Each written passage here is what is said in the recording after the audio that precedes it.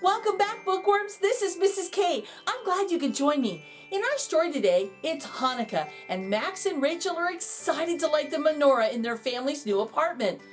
But unfortunately, their Hanukkah box is missing. So now they have no menorah, candles, dreidels, or well, anything.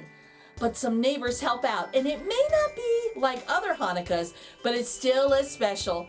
Let's experience the magic of reading as I read to you The Ninth Night of Hanukkah, written by Erica S. Perl and illustrated by Shahar Kober.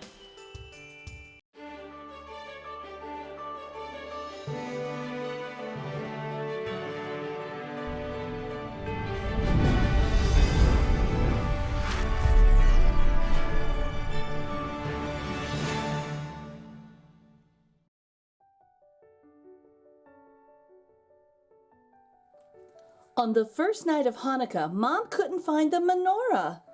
"Special delivery," said Dad, arriving with pizza. Max and Rachel looked at each other. "No menorah? No latkes?" "It's just for tonight," said Mom. "I'm sure we'll find our Hanukkah things tomorrow." Exhausted from unpacking, the family sat down to dinner in their new apartment. It was nice, but it didn't feel quite like Hanukkah.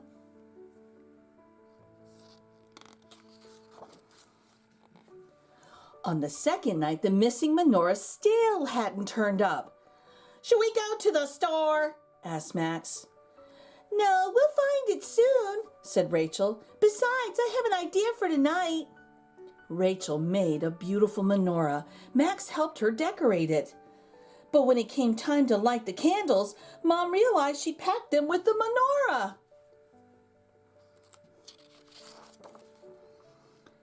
"Now should we go to the store?" asked Max. Mom checked her watch and shook her head.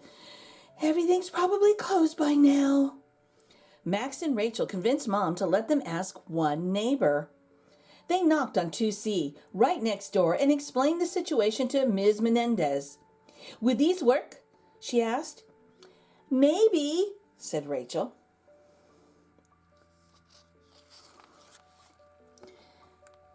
Dad lit the shamash. Max and Rachel each used it to light a candle, and then Max and Rachel both got presents.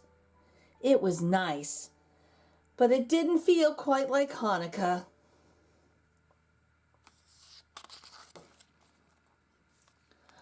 On the third night, Dad offered to make latkes. He just needed to find his lucky latke pan.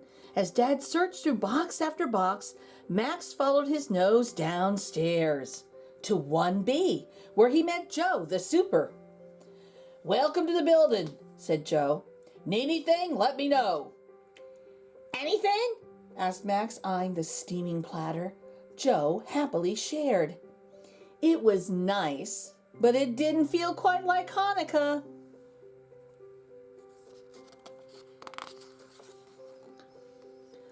On the fourth night, Max said, "Let's play dreidel." Well, one problem, no dreidel. "I'm beginning to think one of our boxes got lost," said Dad. So Mom called the moving company, and Max and Rachel set out to find a dreidel. The Watson twins, who lived upstairs in 3B, didn't have one, but they did have a toy that could spin and spin. It was nice, but it didn't feel quite like Hanukkah.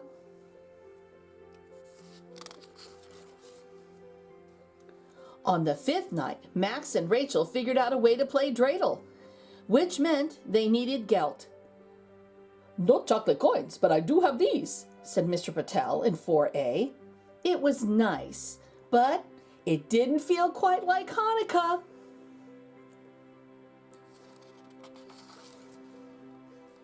On the sixth night, Rachel wanted to have a Hanukkah sing-along, but Mom's guitar hadn't arrived yet.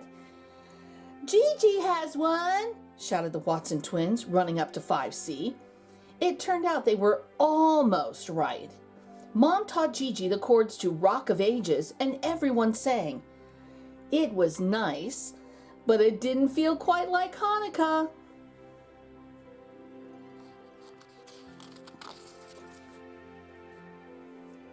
On the seventh night, Max and Rachel discovered they were missing something else. "How do you up a present without wrapping paper. Were on their way outside, they saw Dr. Lee reading in the lobby. When they asked him where to buy wrapping paper, he handed them the comics. Try using these, suggested Dr. Lee, and so they did. It was nice, but it still didn't feel quite like Hanukkah.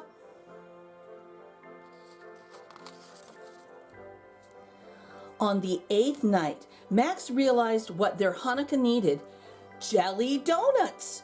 It took knocking on several doors, but finally Max got his jelly from the twins' mom in 3B, just not in donut form. That was nice, said Rachel as they walked downstairs. Max took a big bite and finished her thought. Feel quite like Hanukkah.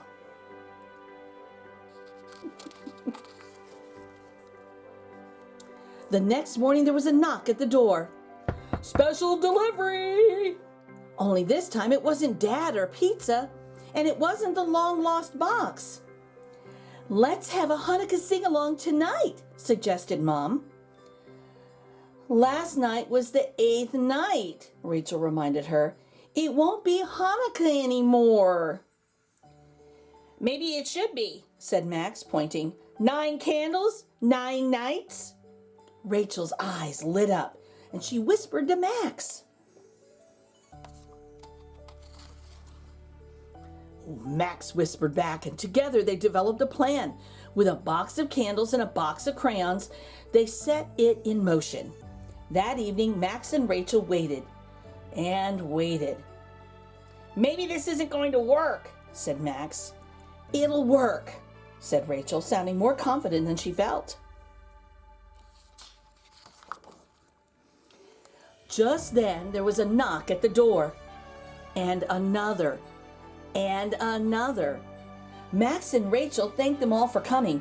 Then they explained the reason for their Shamash night celebration. For 8 nights of Hanukkah, the Shamash helps light all the other candles, said Max.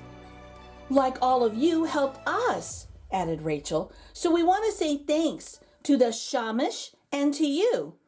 Just then, a voice called out from the back of the line of guests. Special delivery! The missing box, said Mom. Now that's what I call a miracle, said Dad. In the box, Max and Rachel found their family menorah, Hanukkah candles, Dad's lucky Latke pan, dreidels and gelt, wrapping paper, and Aunt Edith's recipe for jelly donuts.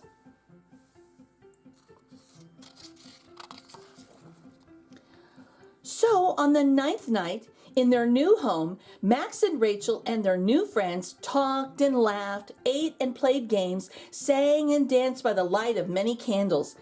It was nice. Really, really nice. And best of all, it felt exactly like Hanukkah.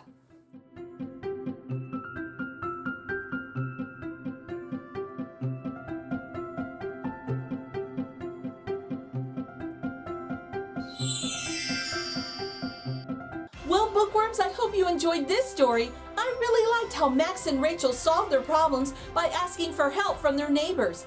Now, when you get a chance, go to your local library and check out other books like this, or go to a bookstore and buy a copy for yourself. If you like reading with me, become an official bookworm and subscribe. Until next time, enjoy the magic of reading. Bye!